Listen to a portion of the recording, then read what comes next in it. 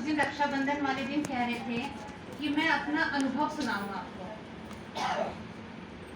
ज्ञान सरोवर और भी बहनें कह रही थी कि मैं अपना अनुभव सुनाऊं।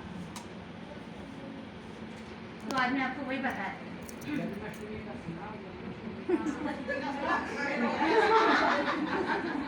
तो जन्माष्टमी के तो बधाई दे दी।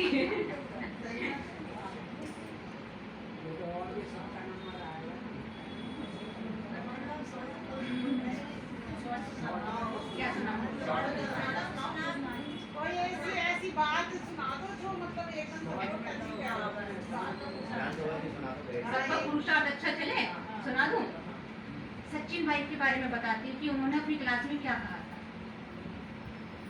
कि सचिन भाई ने हमें बताया, सब जब आए तो उन्होंने सबसे पहले एक स्टोरी सुनाई कि एक व्यक्ति जंगल में जा रहा था, जाते जाते उसे जंगल में एक खोपड़ी मिली तो वो खोपड़ी से बातें करने लगा। तो बातें करते करते उसने उस खोपड़ी से पूछा कि तुम्हें यहाँ कौन लेकर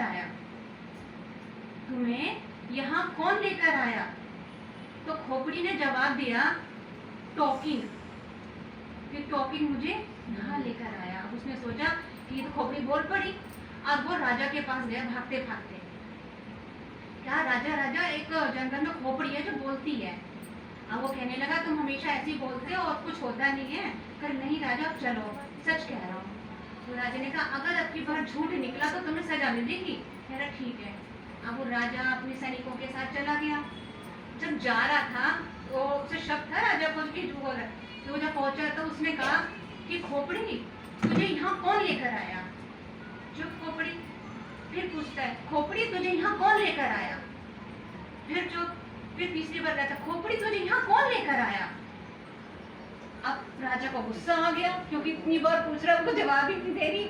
उसने कहा, फिर तूने ये किया? उसका कि अब जो गुस्सा आ गया ना, उसने कहा इसको भी इसकी खोपड़ी भी काट के इस खोपड़ी के पास ही पहन दो। अब वो राजा से अपने सैनिकों के साथ चला गया। तो पहली खोपड़ी ने दूसरी खोपड़ी से क्या पूछा कि तुम्हें यहाँ कौन लेकर आया? तो उसने क्या जवाब दिया? टॉकिंग। हाँ, कि टॉकिंग लेकर आया। तो उन्होंने क्या कहा कि टॉकिंग जो आज हमारी परिस्थिति है, हर घर की जो परिस्थिति है वो किस कारण है? टॉकिंग के कारण, बोलने के कारण। किसी ने एक बोला तो दूसरा दो बोलेगा। तो जो ये परिस्थिति है किस कारण? टॉकिंग के कारण। मौन, उन्होंने कहा मौन में रहो।